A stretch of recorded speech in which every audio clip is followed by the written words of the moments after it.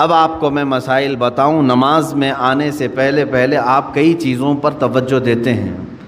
بدن پاک ہے یا نہیں، سب سے پہلے آپ یہ دیکھتے ہیں کہ کہیں پیشاب پخانہ یا نجاست حقیقی نہ ہوئی ہو، یعنی غسل واجب نہ ہوا ہو. ایسی ساری چیزیں آپ بدن کا دیکھ لیتے ہیں. دوسرے نمبر پر آپ جو کپڑے پہنے وہ بھی دیکھتے ہیں کہ کہیں ان کپڑوں پر کوئی نجاست تو نہیں لگی ہے. کپڑے بھی پاک ہیں، بدن بھی پاک ہے. پھر جہاں نماز پڑھنے کے لیے کھڑے ہیں وہ جگہ دیکھتے ہیں یہ پاک ہے کہ نہیں ہے، کتنی پاکی کا اہتمام ہے. ایک نماز، ایک سجدہ ادا کرنے سے پہلے بدن کا غسل سے ہونا، وضو سے ہونا، کپڑوں کا پاک صاف ہونا، اور پھر اس جگہ کا بھی پاک ہونا ضروری ہے. یہ شرائط نماز میں سے ہے. اگر ان میں سے کوئی ایک چیز بھی ناپاک رہی تو نماز ہوگی ہی نہیں. بدن ناپاک تھا یا کپڑے ناپاک تھے یا وہ جگہ ناپاک تھی جہاں نماز پڑھ رہے ہیں، نماز ہوگی ہی نہیں. میرے عزیزو، ہم جب ان چیزوں کا اہتمام کرتے ہیں تو یہ تو ظاہری احکام ہوئے جو شریعت نے ہمارے اوپر رکھے ہیں.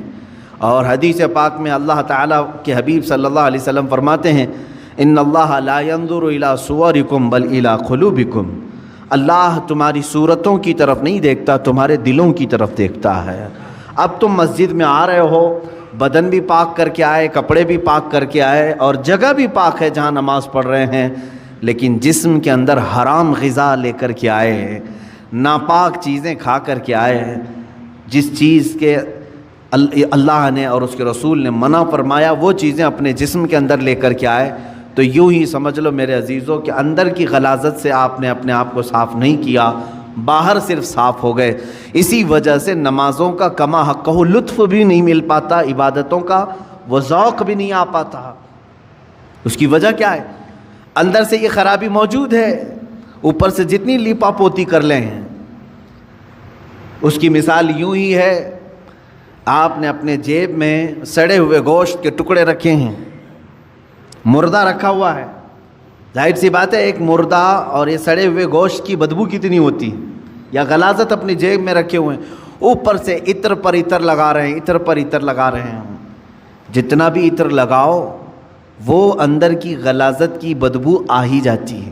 اور کبھی ایسا ہوتا ہے کہ اس عطر کا بھی فائدہ نہیں ہوتا، وہ مکس ہو کر کے کوئی اور ہی بو بن جاتی ہے، کوئی اور ہی مہکانے لگ جاتی ہے. عزیزان گرامی، ہم اپنے اندر کی غلاظتوں کو رکھ کر کے اگر نماز، روزے، زکوٰۃ یہ ساری چیزیں کرتے رہیں تو ایسی ہی ہے کہ یہ عبادتوں کا کما حق و فائدہ نہیں اٹھا پاتے.